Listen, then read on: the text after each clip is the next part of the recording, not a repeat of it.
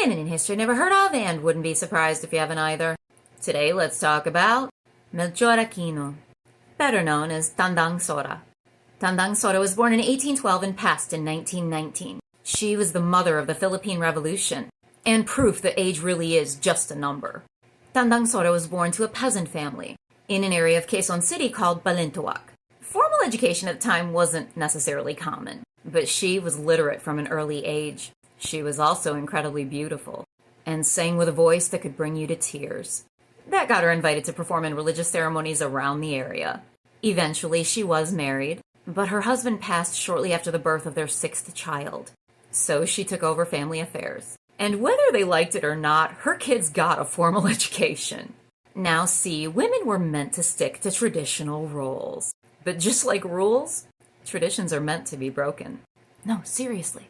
So at that time, the Philippines had been colonized by Spain for more than 300 years. They thought Filipinos were grateful for that, because that's what all colonizers think.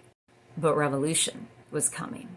In 1892, Andres Bonifacio and other patriots formed the Katipunan, a secret Filipino nationalist group who were going to restore the Philippines to her people. Probably through her son Juan, Tandang Sora met Bonifacio. She became one of his most trusted advisors. That meant she knew a lot that Spaniards would also want to know. Still, her property became a refuge for the sick and injured. She was a mother figure to them. She offered all she had: comfort, advice, medical care, supplies. She never worried about what it might ultimately cost her.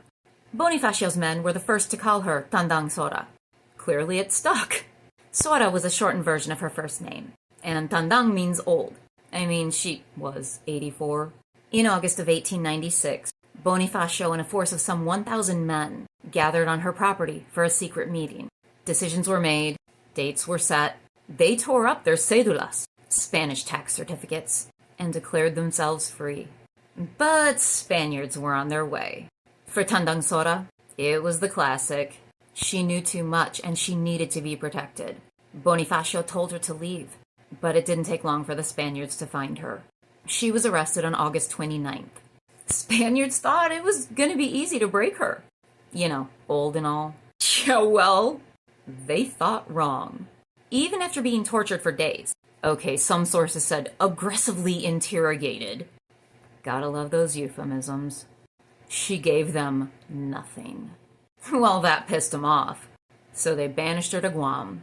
For 7 long years, she was kept under house arrest, forced to do housework for a dude there. Even so, she never gave the Spaniards anything. Then Spain and America got their dicks in a twist and fought to be the biggest and best colonizers in the whole wide world. When that bullshit was over, America had been given several of Spain's colonies, including the Philippines. You know, I'm pretty sure the Filipinos were not consulted. But to make them feel better about being colonized again, they decided to bring back all the people Spain had exiled. When her family and friends welcomed her, Tandang Sora was 91 years old, and she lived with her daughter for the rest of her life. The colonizers, I mean Americans, tried to offer her a pension and other bullshit money for her sacrifice. She turned down all of it. Her payment, pride in her contribution to the revolution. Tandang Sora passed in her daughter's home at the age of 107 and was interred in Manila. 2012 marked the 200th anniversary of her birth and was declared Tandang Sora Year in the Philippines. Following a large ceremony attended by her descendants, she was reinterred in the Tandang Sora Shrine in her hometown. Today, she's seen as a national hero. There are awards given in her honor. Oh, and she was the first woman to appear on a Philippines banknote. She's remembered in America, too.